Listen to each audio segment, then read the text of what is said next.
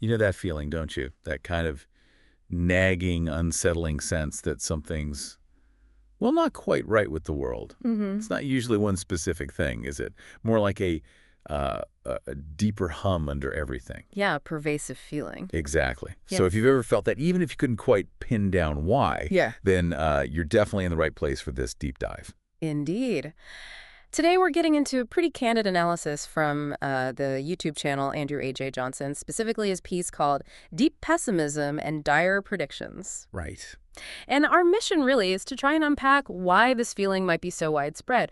We'll explore the huge range of issues Andrew highlights and what his takes address about, facing all this overwhelming information. Absolutely. And look, this isn't about finding simple, happy answers. It's more about understanding a feeling a lot of people seem to share. Mm-hmm. Andrew Johnson gives this really personal but somehow widely relatable perspective on what feels like just an exponentially growing list of global problems. It does feel like that sometimes. So we're going to pull out his core ideas, his main concerns, just to give you a good grasp of something many folks feel but maybe struggle to really talk about. So yeah, let's dive in. Okay, so Andrew kicks things off by talking about this core feeling he actually labels deep pessimism. Deep pessimism. Yeah, the sense that there aren't any, happy sunshine lollipops and puppies and kittens and rainbows predictions for the future, as he puts it. Yeah, that paints a picture. It does, and he mentions struggling himself, trying to figure out if it's just his own negativity or if it's based on real evidence. But he seems to land on the idea that this intuitive sense that things aren't looking great is shared by, well, pretty much just about anybody he talks to. He even calls it existential dread, doesn't he? Which is a pretty heavy term. He feels like it hasn't been properly articulated or taken seriously in recent years. Mm. What do you think makes now the time for that kind of feeling to surface so strongly? That's a really good question. I mean, maybe it's the sheer number of things piling up. It's not just one crisis, but many, all hitting at once. It feels less like personal anxiety and more like I don't know, a collective shift. A shift in how we see the future. Perhaps, yeah, like moving away from automatic optimism towards something different. Andrew even shares his own experience feeling this disinterest in life, like life's been made impossible. Wow. And he talks about meaning and purpose being sucked out of communities. It really connects back to that intuitive sense he mentioned, that gut feeling things are getting worse, even if you don't have all the stats in front of you. Mm-hmm. And it really makes you wonder, listener, have you felt that intuitive sense, even if you couldn't name exactly why? It's a powerful starting point. One of the first big areas Andrew really zeroes in on is environmental collapse.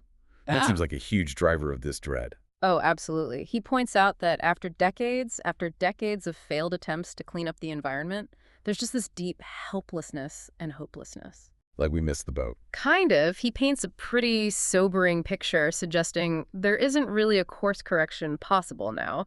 The focus is just on don't make it worse. Oh. Yeah. And he talks about the pain of seeing the full effect of industrialization happen so fast in a really short period of time, leading to what he terms irreversible damage that could ruin it for centuries. That's heavy. And he mentions grief too, right? An extra layer of grief. Yes, exactly. Grief over the destruction, but also over being removed from nature, which he sees as damaging physically and damaging to our psyche. Makes sense. And the consequences he lays out are stark: extreme weather, people passing away due to heat-related illnesses, poor air quality hitting vulnerable people the hardest. And who does he point the finger at? Is it all of us? Well, he's pretty clear on this. He says the fault isn't primarily with regular individuals. He puts it more on companies and corporations and governments who didn't meet their end of the bargain, who kind of get away with a lot. Right, that systemic failure idea, which I guess connects to his next big worry, the possibility of war. Yeah, it's a bit of a jump, but it flows from that sense of systems breaking down. He highlights the rumors of war, the current conflicts, and this feeling that people planning that that's an eventuality. He even mentions potential WW3 and nuclear weapons. Scary stuff, especially as he notes, with the advancements in weaponry, it's just become so incredibly dangerous, capable of, well, destroying everything. It is, and he shares this really unsettling thought that maybe humans seem to have this real bent on self-destruction. Ugh.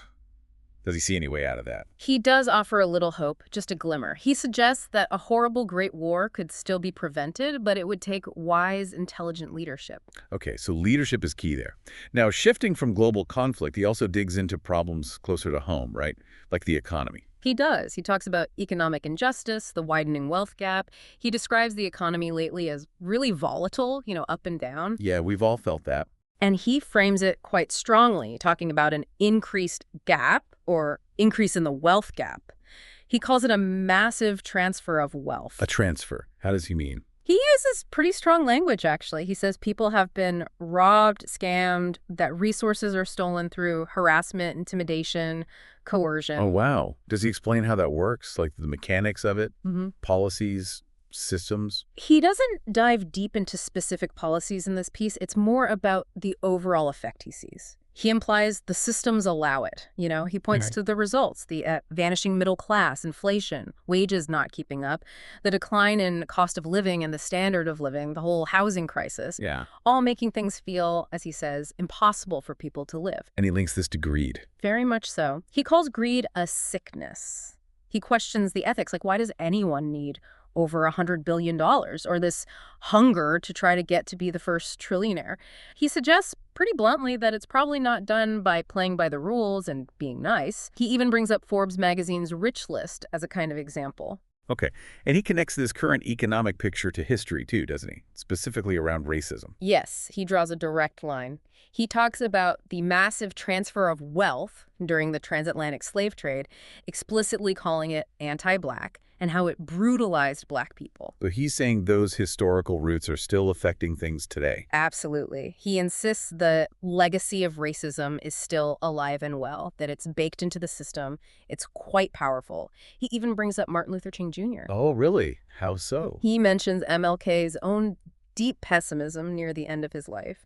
Apparently, King switched his tone and focused his campaign more on helping the poor because he started doubting whether racism itself could actually be ended in his lifetime. That's quite a perspective. I hadn't heard that detail put quite like that. Yeah, it's striking. And Andrew argues this legacy is visible now in things like profiling and police brutality and disproportionate incarceration.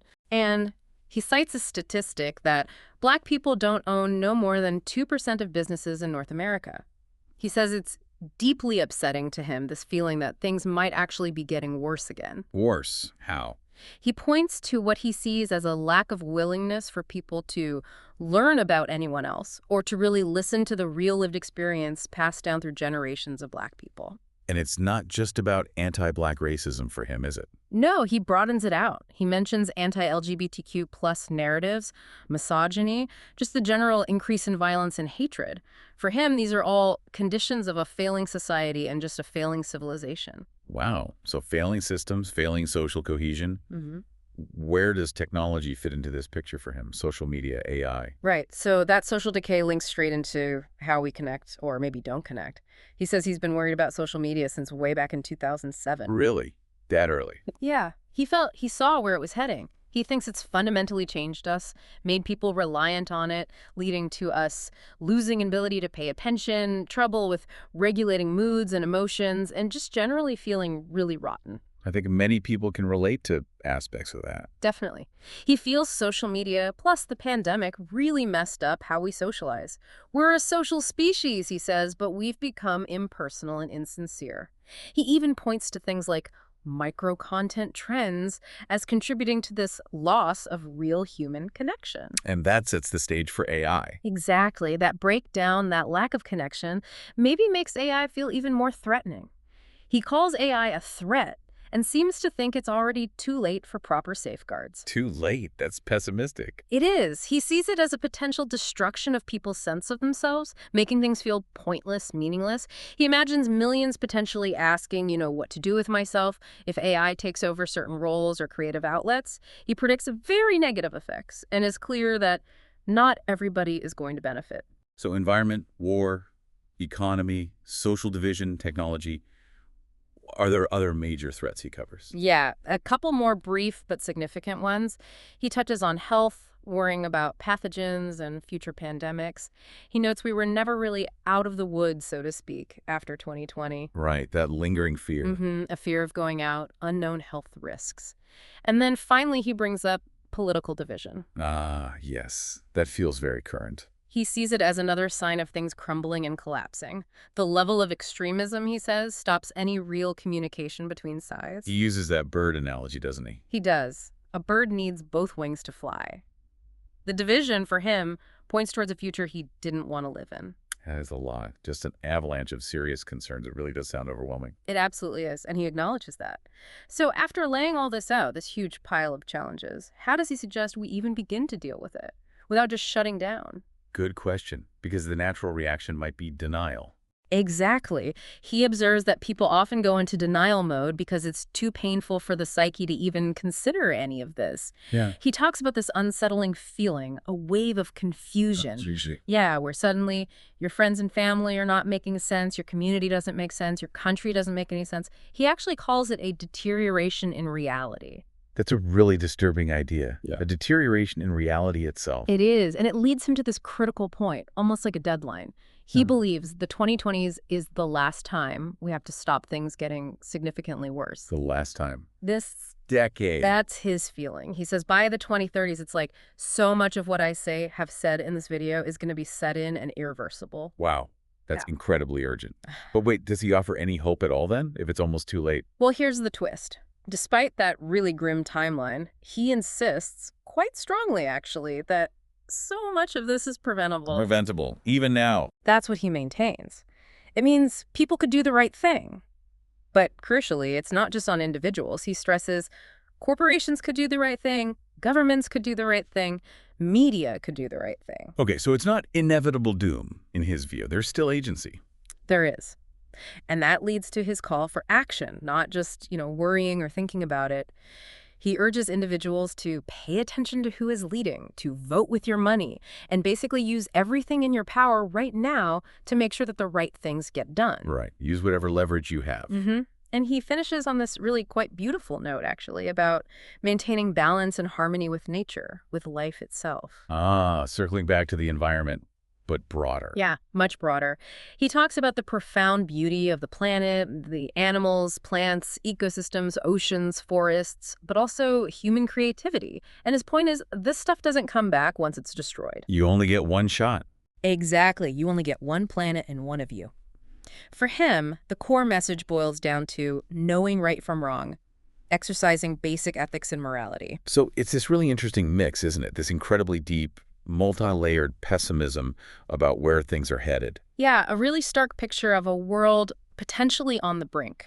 But paired with this persistent, almost defiant insistence that it's not too late, that things are preventable if we collectively choose to act, from individuals right up to the biggest institutions. It's quite the paradox, acknowledging the darkness but refusing to completely give up agency. So that leaves us, and you listening, with a pretty challenging thought, I think.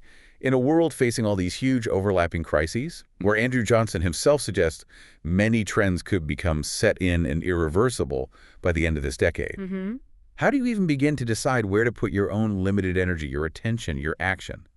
How do you figure out how to do your part when the challenges feel so massive and overwhelming?